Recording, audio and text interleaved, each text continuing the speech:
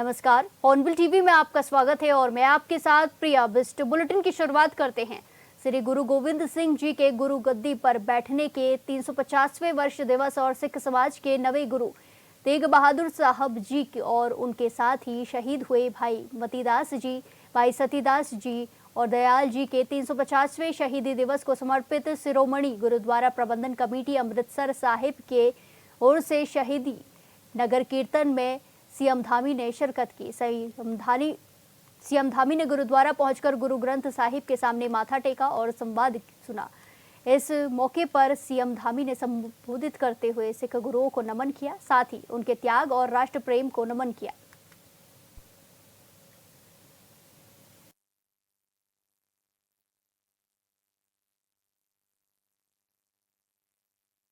श्री गुरु ग्रंथ साहब के पवित्र स्वरूपों को अफगानिस्तान से सुरक्षित वापस लाना हो या फिर 1984 के दंगा पीड़ितों को न्याय दिलाना हो, आदरणीय प्रधानमंत्री जी ने सिख समाज के हित में सदैव कार्य किया है। आदरणीय मोदी जी के सहयोग से हम देवभूमि उत्तराखंड में भी गोविंद घाट से हेमकुंड साहब तक 12.5 किलोमीटर रोपवे का निर्माण करने की दिशा में आगे कार्य कर रहे हैं और इस रोपवे के निर्माण के होने के बाद हेमकुंड साहब जाने वाले श्रद्धालुओं की संख्या बढ़ोतरी होगी, क्योंकि जो यात्रा एक कठिन यात्रा होगी। आप सबको पता है हेमकुंड साहब जाना कठिन यात्रा है, बिना संकल्प के वहाँ जाना आसान नहीं है। और जो शारीरिक रूप से कमजोर हैं, वृद्ध हैं, उनके लिए तो और भी अत्यधिक कठिन हो जाता है। अब आने वाले समय में आदरणीय प्रधानमंत्री मोदी जी के नेतृत्व में जो हेमकुंड जाने वाले रोपवे का निर्माण होने जा रहा है, उसके होने के बाद जो यात्रा 3-4 दिनों की यात्रा होती थी, कठिन यात्रा होती थी, वो यात्रा मात्र 45 मिनट में पूरी हो जाएगी, मात्र 45 मिनट में। यही नहीं, हमारी सरकार द्वारा 1947 के विभाजन का दर्द झेलने वाले शहीदों की स्मृति में विभीषिका स्मृति निर्मल का स्थल का निर्माण भी कराया जा रहा है। भाइयों बहनों, हमारे गुरुओं को आदर्श मानकर हमारी सरकार भी देवभूमि उत्तराखंड के सांस्कृतिक और डेमोग्राफिक मूल्यों को संरक्षित रखने के लिए हर संभव संकल्पित होकर काम कर रही है। जहां हमने प्रदेश में एक और सख्त धर्मांतरण रोधी कानून लागू किया है, हमने दंगा रोधी कानून लागू किया है, वहीं हमने लैंड जिहाद, लव जिहाद और थूक जिहाद जैसी घृणित मानसिकताओं के खिलाफ भी हमने कठोर कार्रवाई सुनिश्चित की है। हमने प्रदेश में लैंड जिहाद पर कार्रवाई करते हुए 9000 एकड़ से भी अधिक जमीन को उन लैंड जिहादियों से मुक्त करवाया है। 250 से अधिक अवैध रूप से चलने वाले मदरसों को सील किया है। 500 से अधिक अवैध संरचनाएं, कहीं पर नीली चादर, कहीं पीली चादर, कहीं हरी चादर डालकर सरकारी जमीनों को कब्जा किया गया था, उनको भी कब्जे से मुक्त कराने का काम किया है। इतना ही नहीं, अभी हाल ही में हमारी सरकार ने राज्य में नया कानून लागू करके मदरसा बोर्ड को समाप्त करने का भी निर्णय लिया है। अब राज्य में एक अल्पसंख्यक शिक्षा का प्राधिकरण का गठन किया जाएगा, जिससे राज्य के सभी अल्पसंख्यक समुदाय को शिक्षा के क्षेत्र में समान अवसर और उनके संवैधानिक अधिकार सुनिश्चित किए जाएंगे। और मुझे बताते हुए खुशी है कि जब हम अल्पसंख्यक शिक्षा के सुधार का विधेयक ला रहे थे तो हमारे त्रिलोक सिंह चीमा जी ने उसको पढ़ा और उन्होंने कहा कि इसमें कुछ संशोधन की आवश्यकता है। तो हमने तय किया कि वो संशोधन विधानसभा में त्रिलोक जी रखेंगे और इन्होंने उस संशोधन को रखा और वो विधेयक का हिस्सा बन गया। वो विधेयक हमारा पारित हो गया है।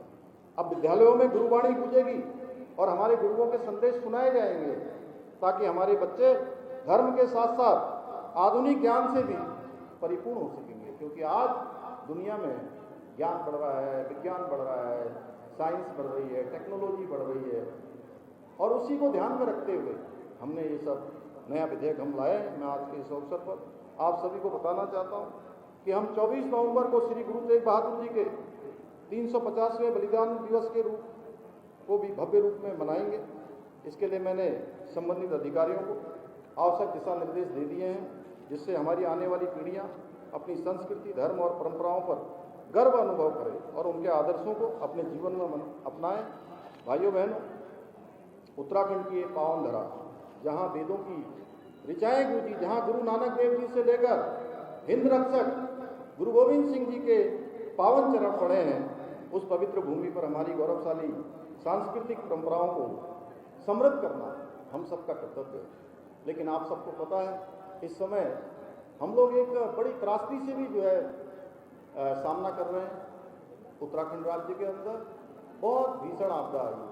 वहीं हमारे पंजाब में भी मैं देख रहा हूँ कि अत्यधिक बारिश होने के कारण से जिस प्रकार से बाढ़ की स्थिति पैदा हो गई, मैं भगवान से, मैं गुरु साहब से प्रार्थना करूंगा कि ऐसे समय में उन सभी लोगों को भगवान जो है सहारा दे, भगवान उनको शक्ति दे और हम सब उनके साथ हैं। उत्तराखंड से भी, क्योंकि यहाँ भी आपदा है, लेकिन उसके बावजूद भी बहुत सारे हमारे सेवा करने वाले लोग, हमारे दल, हमारी सरकार उन आपदा पीड़ितों के साथ पंजाब में भी है और उनके लिए भी हम हर संभव यहाँ से जो भी सहायता होगी वो भी हम करेंगे। मुझे पूरा विश्वास है आप सभी गुरु तेग बहादुर जी के समर्पण और बलिदान से प्रेरित होकर राष्ट्र प्रेम, सांस्कृतिक गौरव और नैतिक मूल्यों को सबसे ऊपर रखेंगे और उत्तराखंड को देश का श्रेष्ठ राज्य बनाने के हमारे विकल्प रही संकल्प को पूरा करने में इसी प्रकार एकजुट होकर अपना आशीर्वाद समर्थन देंगे।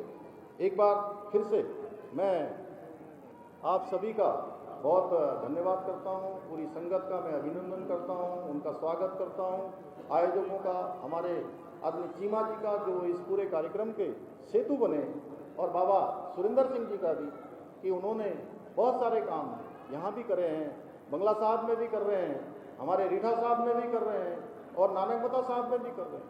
मैं जब बचपन से उस संगत में जाता था तब से मैं बाबा सुरेंद्र सिंह जी, बाबा गुरुबचन सिंह जी, सभी लोगों के सानिध्य में रहकर मैंने गुरु घर में हमेशा आना जाना प्रारंभ किया, गुरु कृपा प्राप्त की है। मैं एक बार फिर से आप सभी गुरुओं को भी नमन करता हूं और इसी विश्वास के साथ अपनी बात समाप्त करता हूं। इसी के साथ खबरों में आगे बढ़ते हैं। सुप्रीम कोर्ट के आदेश के बाद उत्तराखंड में 15,000 से अधिक शिक्षकों की नौकरी पर संकट खड़ा हो गया है। अदालत ने 2011 से पहले नियुक्त सभी शिक्षकों के लिए शिक्षक पात्रता परीक्षा टीईटी अनिवार्य कर दी है। इस फैसले को लेकर शिक्षक संघ आंदोलन की राह पर है और केंद्र सरकार को जिम्मेदार ठहरा रहे हैं। इसी बीच कांग्रेस के वरिष्ठ नेता और पूर्व मुख्यमंत्री हरीश रावत शिक्षकों के समर्थन में उतर आए। उनका कहना है कि 15 से 20 साल से पढ़ा रहे शिक्षकों के लिए अब टीईटी पास करना संभव नहीं है। उन्होंने राज्य सरकार से केंद्र के सहयोग से सुप्रीम कोर्ट में पैरवी करने की अपील की ताकि पुराने शिक्षकों की नौकरी पर खतरा न आए।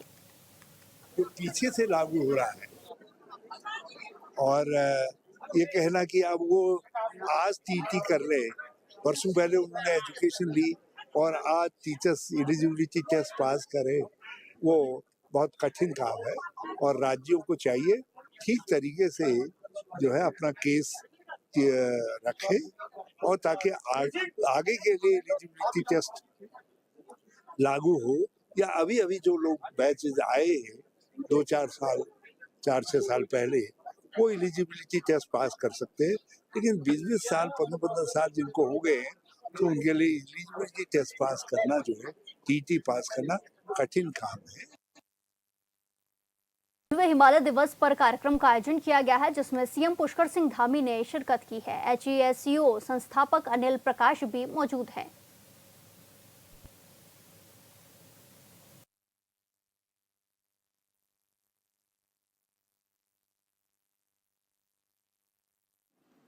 आए हुए सभी हमारे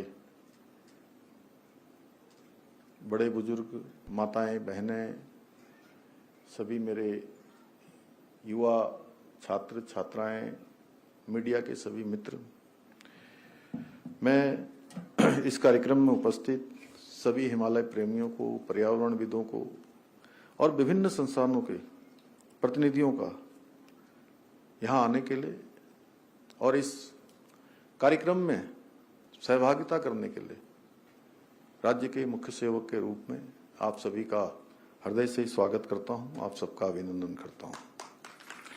साथ ही मैं आज आप सभी को हिमालय दिवस की भी शुभकामनाएं देता हूं और मैं आज के इस अवसर पर हमारे बीच में उपस्थित हिमालय पुरुष श्री अनिल प्रकाश जोशी जी का भी आभार व्यक्त करता हूं, जिनका संपूर्ण जीवन हिमालय एवं पर्यावरण संरक्षण के लिए निस्वार्थ रूप से समर्पित किया है।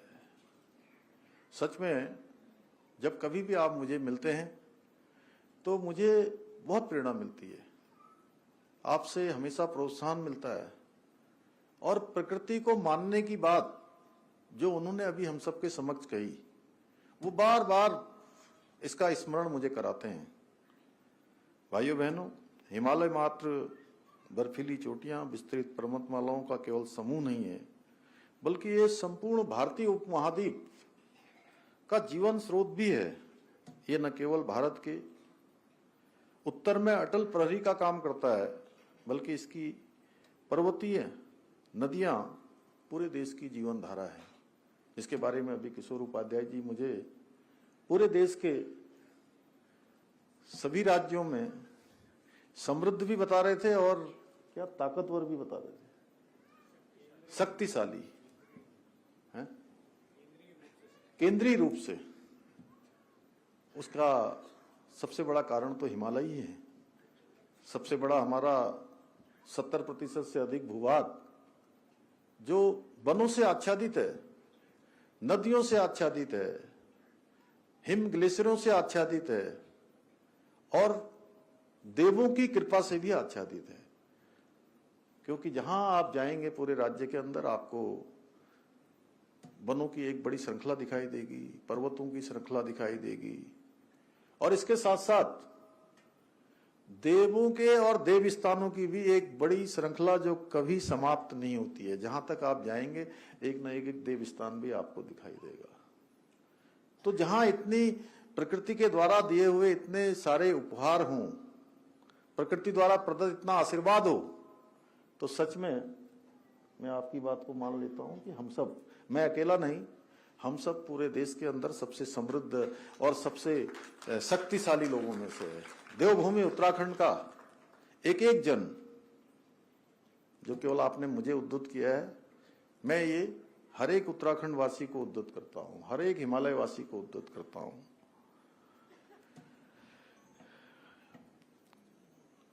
जहां हिमालय और इसकी पर्वत श्रृंखलाएं केवल एक भौगोलिक संरचना नहीं है, बल्कि हमारी संस्कृति, परंपरा, आध्यात्मिक चेतना की ये अनमोल धरोहर भी है। इसकी ऊंचाइयों से हमारे राष्ट्र का गौरव समाया हुआ है और इसकी घाटियों में हमारे प्राकृतिक संसाधनों का खजाना भी छिपा हुआ है। इसकी ऊंची चोटियां, विस्तृत ग्लेशियर, नदियां, जैव विविधता से भरपूर वन हमें न केवल प्राकृतिक सौंदर्य का अनुभव कराते हैं, बल्कि पर्यावरणीय संतुलन रखने में भी महत्वपूर्ण भूमिका निभाते हैं। हिमालय की गोद में बसे हमारे गांवों में सदियों से सभ्यताएं भी पनपती रही हैं और हिमालय हमेशा से हमारी पहचान और परंपराओं का वाहक रहा है। हिमालय के विस्तार और महानता का परिचय हमें महाभारत के वन पर्व में भी देखने को मिलता है, जहां एक श्लोक के माध्यम से कि जिसका अर्थ ये है कि हिमालय पर्वत का विस्तार समुद्र से लेकर चंद्रमा तक माना गया है। देवताओं ने इसे अपना सदन बनाया है और वे सदा यहां निवास करते हैं।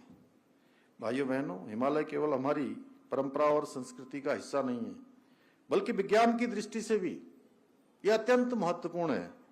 यह पृथ्वी पर जलवायु संतुलन बनाए रखने में भी बहुत केंद्रीय भूमिका निभाता है, जिसके बारे में अभी आदरणीय अनिल प्रकाश जोशी जी ने, किशोर उपाध्याय जी ने और मैं समझता हूं पहले के वक्ताओं ने भी बहुत सारी बात रखी होगी।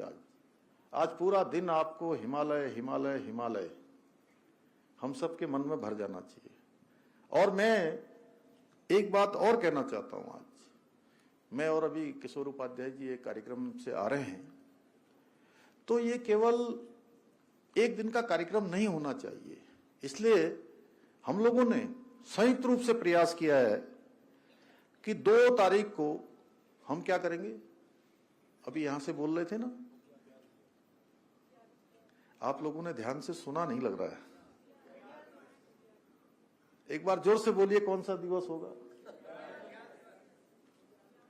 थोड़ा भाई साहब भाषण सुनते सुनते सुनते सुनते सुनते सुनते मुझे लग रहा है कि चैतन्यता थोड़ा सा कम हुई है। इससे थोड़ा चैतन्यता भी होनी चाहिए ना। तो एक बार ताली तो बजाइए आप लोगों को चैतन्य करने के लिए। हम सब भूल गए हैं, हम लोग थोड़ी देर में हिमालय में ही हम लोग खो गए हैं। इस समय हिमालय में खोना है लेकिन चैतन्य रहना है। ऋषि मुनि भी हमारे साधना में लीन रहते थे, लेकिन उनके चारों तरफ एक क्या था, घेरा बना रहता था, सुरक्षा कवच। तो हमारी चैतन्यता भी उस प्रकार की बनी रहनी चाहिए। तो हमने कहा कि आदरणीय जोशी जी ने कहा कि 2 तारीख को बुग्याल दिवस होगा, 3 तारीख को होगा ग्लेशियर दिवस। अब मैं बोल रहा हूं और मेरे साथ साथ आप भी बोलते रहिए। 2 तारीख को, 3 तारीख को, 4 तारीख को नदी का दिवस, नदियों का, ठीक है। 5 तारीख को वनों का दिवस, 6 तारीख को हवा का दिवस और 7 तारीख को मिट्टी का दिवस। 8 तारीख को हिमालय से जनजीवन, पहाड़ से मैदान तक का दिन। यानी कि जो हिमालय है वो सबसे महत्वपूर्ण है, पहाड़ से मैदान की ओर। जो प्रकृति का संरक्षण हो रहा है पहाड़ से, वो मैदान को फायदा कर रहा है, मैदान के लिए जरूरी है। कोई ये न सोचे कि वहां चेपड़ों में बादल फट रहा है, भूस्खलन हो रहा है, कई घर उसमें समा गए हैं, धराली में आपदा आ गई है, पूरा धराली उसमें समा गया है, बागेश्वर के कपकोट क्षेत्र में आपदा आ गई है, या पौड़ी के सैंजी गांव के आसपास के क्षेत्र में आपदा आ गई है। तो मैं तो देहरादून में बैठा हूं, मैं देहरादून में बैठी हुई हूं, मैं दिल्ली में बैठा हूं, मुझे क्या हो रहा है जी, मुझे कोई फर्क नहीं पड़ता है। फर्क बहुत पड़ता है। अगर वो सुरक्षित नहीं है तो एक न एक दिन हम भी सुरक्षित नहीं रहेंगे। ये भाव हमारे मन में आना चाहिए। जब ये भाव हमारे मन में आएगा तो हम हिमालय के, प्रकृति के, नदियों के, जल के, हवा पानी सबके संरक्षण के लिए हम काम करेंगे। और छोटी छोटी आदतों में, दिनचर्या में, रोज के दैनिक जीवन में हम इसका उपयोग भी करेंगे और लोगों को भी हम इस दिशा में प्रेरित करेंगे। अभी मैं आपको बताऊं कि इस वर्ष हम ये जो ग्लोबल वार्मिंग है, जिसके बारे में अभी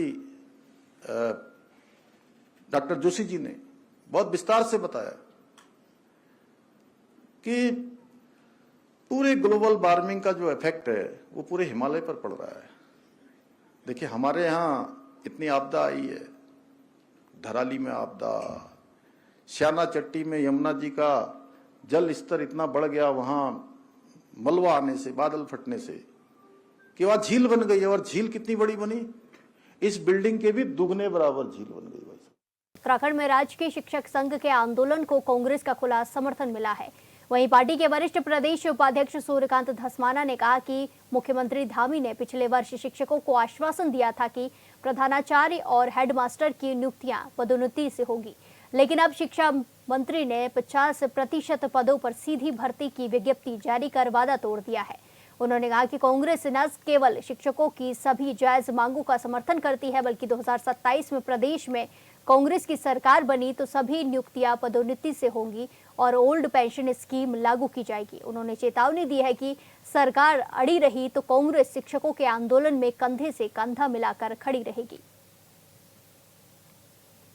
प्रदेश कांग्रेस कमेटी राजकीय शिक्षक संघ के आंदोलन का पूर्ण रूप से समर्थन करती है। उनकी अगर मांगे देखी जाए तो उनकी बिल्कुल वाजिब मांगे हैं, और विशेष तौर पे जो पूरे प्रदेश के अंदर 1000 से ज़्यादा पद प्रधानाचार्यों के खाली पड़े हैं, लगभग 900 पद हेडमास्टर्स के हाई स्कूल में खाली पड़े हुए हैं, उनमें जो सीट पदोन्नति से भर्ती होती है, जो हमारे राजकीय शिक्षक संघ की मांग है कि इन सारे पदों को पदोन्नति के पद माने जाएं, पदोन्नति से, प्रमोशन से पद भरे जाएं, जबकि राज्य की सरकार, शिक्षा मंत्रालय 50% उसमें सीधी भर्ती करने के पक्ष में है।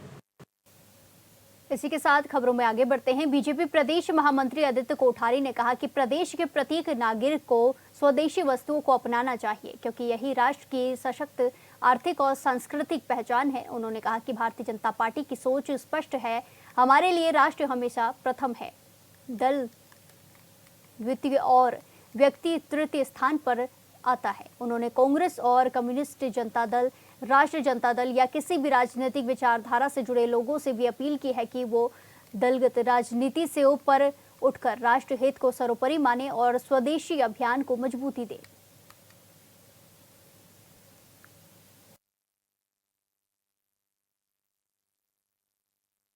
देश के प्रत्येक नागरिक से हम अपील करते हैं कि स्वदेशी अपनाएंगे, क्योंकि देश तो सभी का है। राजनीतिक दल बाद के हैं, हमारे लिए राष्ट्र प्रथम, दल द्वितीय और व्यक्ति तृतीय प्राथमिकता में आता है। इसलिए चाहे वो कांग्रेस पार्टी के हो, कम्युनिस्ट पार्टी के हो, जनता दल के हो, राष्ट्रीय जनता, किसी भी पार्टी के हो, पार्टी राष्ट्र का जहां पर विचार होता है वहां पर राष्ट्र हमारा प्रथम विचार। जम्मू कश्मीर के श्रीनगर हजरत बल दरगाह में अशोक स्तंभ लगे शिलापट्ट पर हुए विवाद पर उत्तराखंड से भी प्रतिक्रिया आई है। उत्तराखंड वक्फ बोर्ड अध्यक्ष शादाब शम्स ने कहा कि ये विवाद कट्टरपंथियों द्वारा खड़ा किया गया है, जो इस्लाम का गलत चेहरा पेश करने का काम कर रहे हैं।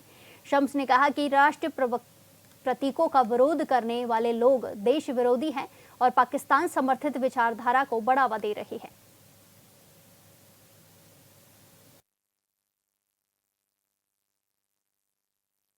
जिस तरह से कश्मीर के अंदर हजरत बल की दरगाह के ऊपर एक बोर्ड लगाया गया और उस बोर्ड पर अशोक की लाट का हमारा जो चिन्ह है, राष्ट्रीय चिन्ह, उसको उकेरा गया।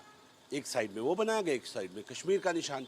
कुछ कट्टरपंथी गुंडों ने जिस प्रकार आकर उस राष्ट्रीय चिन्ह का अपमान किया, उसे तोड़ा और वहाँ एक संदेश देने का काम किया कि हम किसी तरह भी मूर्तियों को या तस्वीर को इस्लाम में लगने की अनुमति नहीं है। वो पूरी तरह से इस्लाम को घिनौना चेहरा बनाकर पेश कर रहे हैं। वो अतिवादी लोग, वो कट्टरपंथी लोग, वो जो देश विरोधी हरकत कर रहे हैं, मेरे जो प्रतीक हैं उनका अपमान कर रहे हैं। ऐसे लोगों के खिलाफ सख्त कार्रवाई होनी चाहिए। हल्द्वानी में आजकल पुलिस के खिलाफ धरने पर बैठने का सिलसिला लगातार जारी है। इसी क्रम में आज बीजेपी नेता विपिन पांडे अपने परिवार के साथ एसपी कार्यालय के बाहर धरने पर बैठे। उनका आरोप है कि पुलिस ने मेरे खिलाफ मारपीट और एक्सीडेंट का झूठा मुकदमा दर्ज किया है। वहीं चेतावनी देते हुए उन्होंने कहा कि अगर मेरे खिलाफ मुकदमे को वापस नहीं लिया गया तो मैं सड़कों पर उतरूंगा। देखिए, मेरा यहाँ बैठने का मोटिव मुकदमा नहीं है। मेरा यहाँ बैठने का मुकदमे में जो अनियमितताएं मुखानी थानाध्यक्ष द्वारा, और वो जांच अधिकारी तो नहीं कहूँगा क्योंकि मुकदमा थानाध्यक्ष ने दर्ज करा।